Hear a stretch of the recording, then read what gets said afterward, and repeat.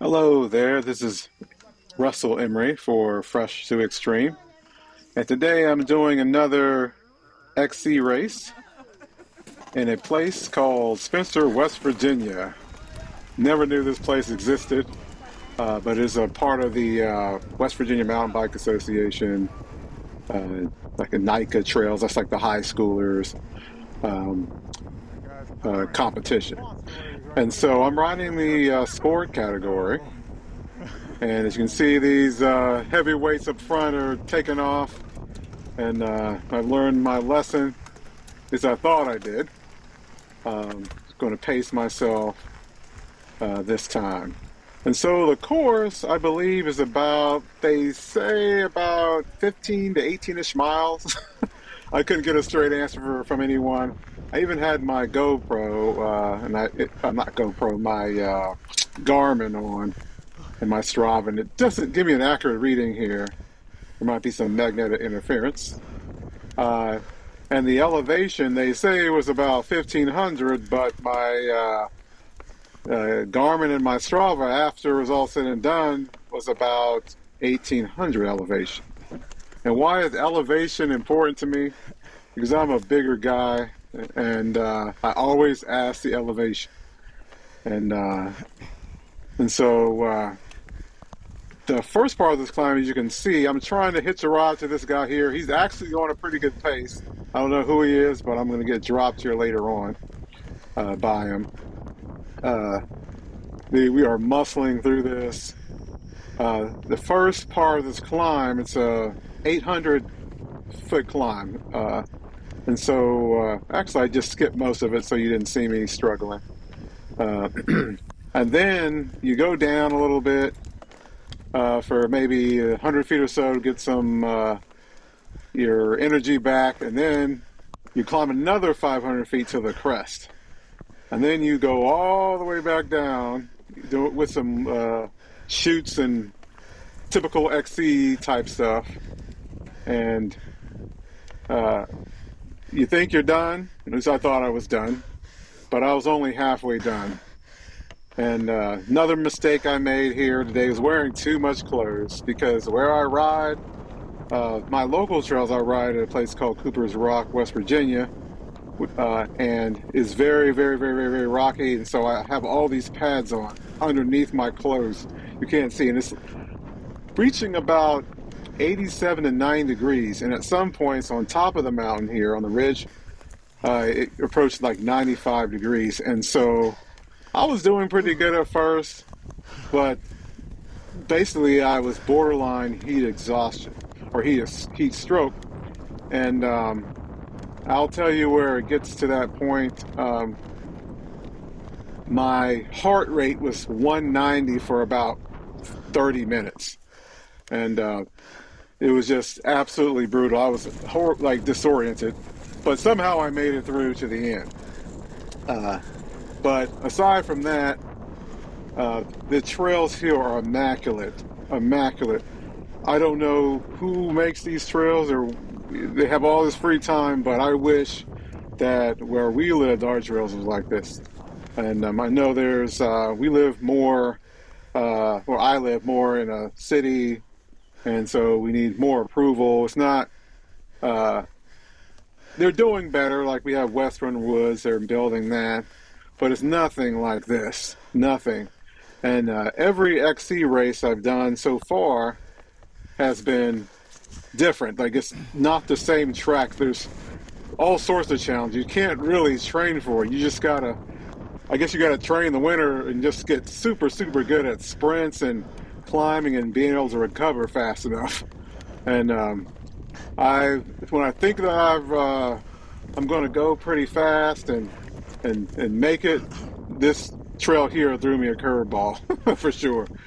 But very nice, very, very nice trails. Can actually see people this time for the most part through a majority of the race. You know, I'm not alone.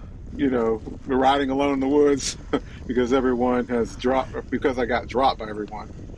The trail is pretty well marked, but toward the end there, I get very disoriented, and it feels like that I am going in circles.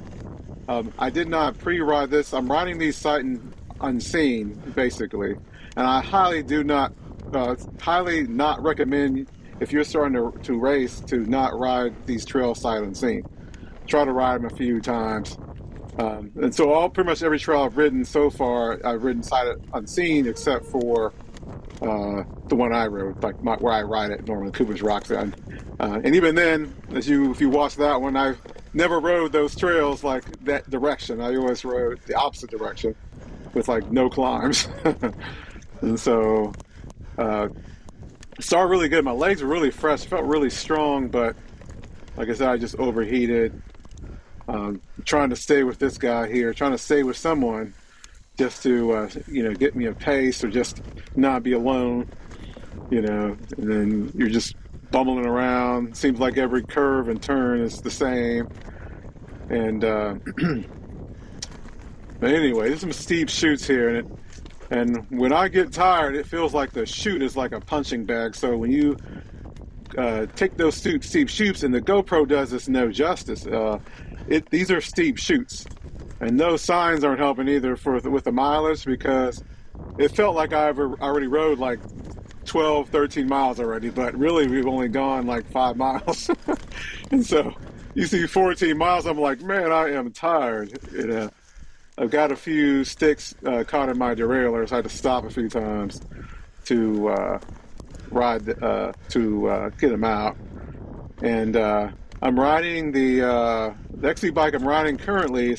It's not truly an XC bike. I'm starting to learn what type of bikes and the marketing that the bike industry has been trying to sell me. I'm trying to find the right bike without losing travel.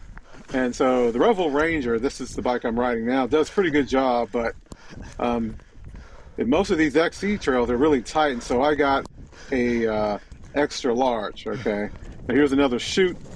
Bam, it's about 20 foot. Bam, you see me hit it, and I got knocked off. Not fun at all.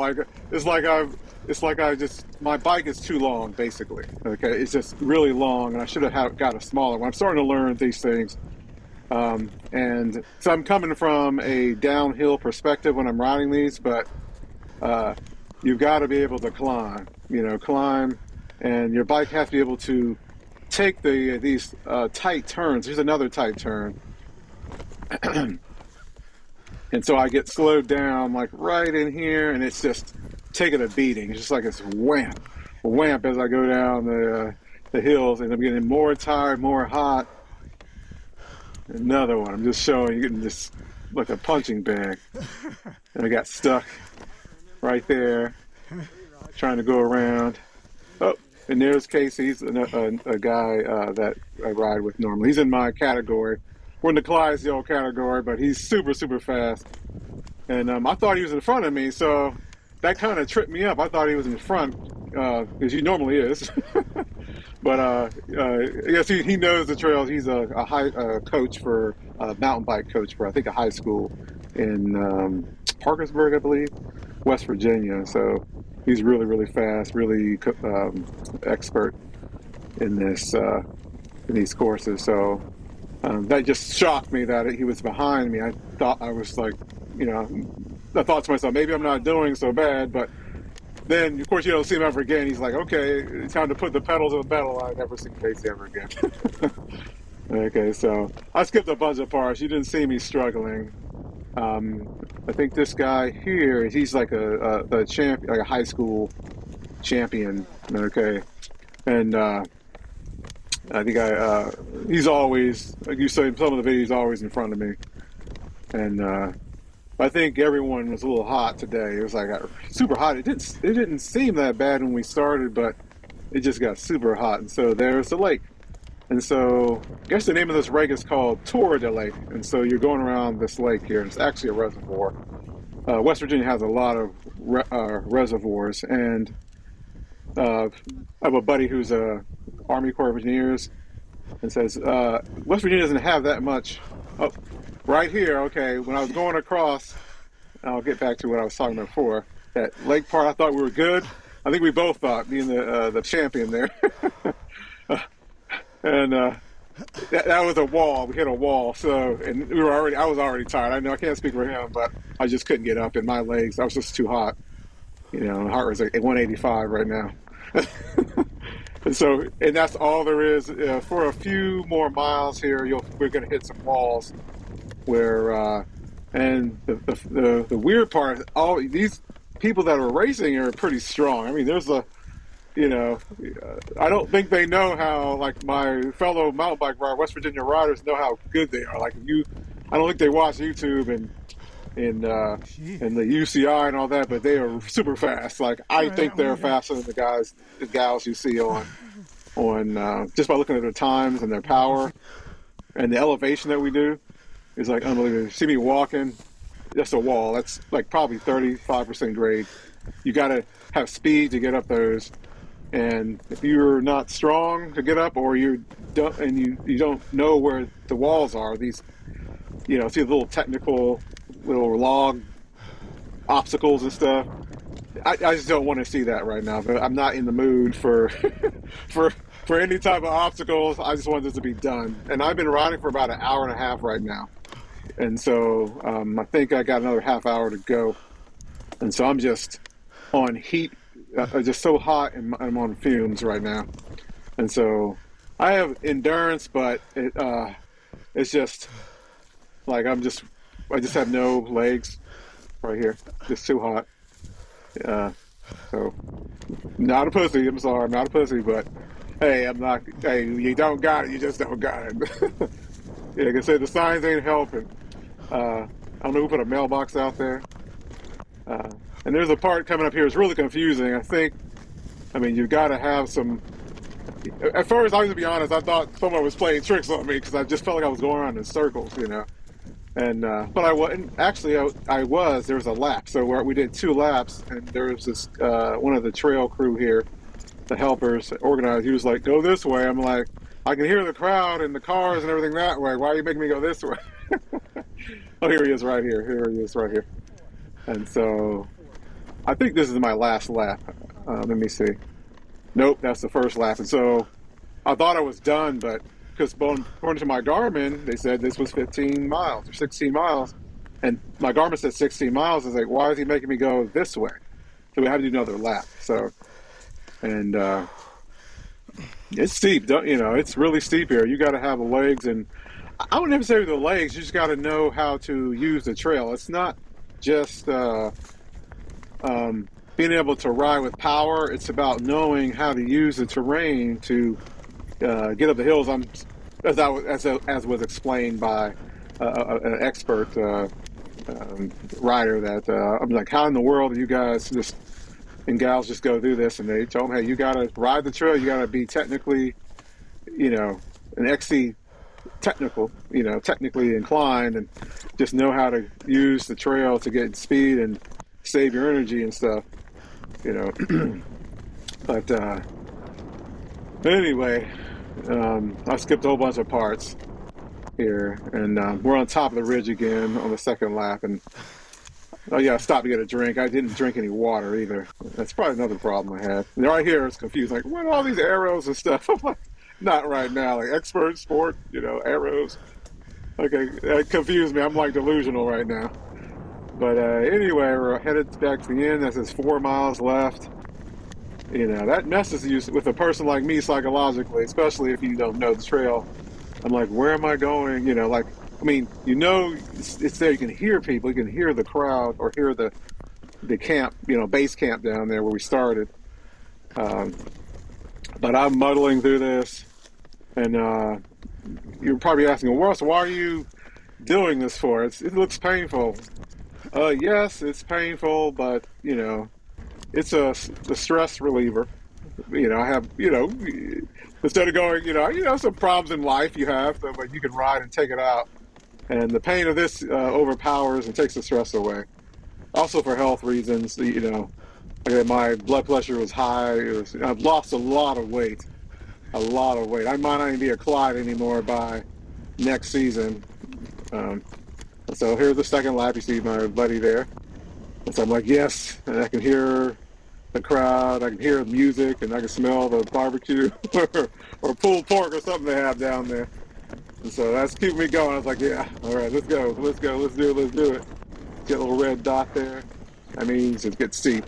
This looks like it's flat, but it's like really steep. I'm holding on to my non-existent brake pads right now, and when I got home, I was like, I thought I couldn't stop at all. And these are new brakes, these TRP brakes. I just stuck them on there. The Trail Evo, and or Slates actually, and they came with dummy brake pads, and they were really just there just so that you wouldn't press the caliper. But anyway, that's it. I'm at the finish line, and thanks for watching. Thanks for subscribing and watching me in my journey. And hopefully I'll get better here. All right. Till next time. Oh yeah, I'm hot. Golly. Oh, that's ridiculous.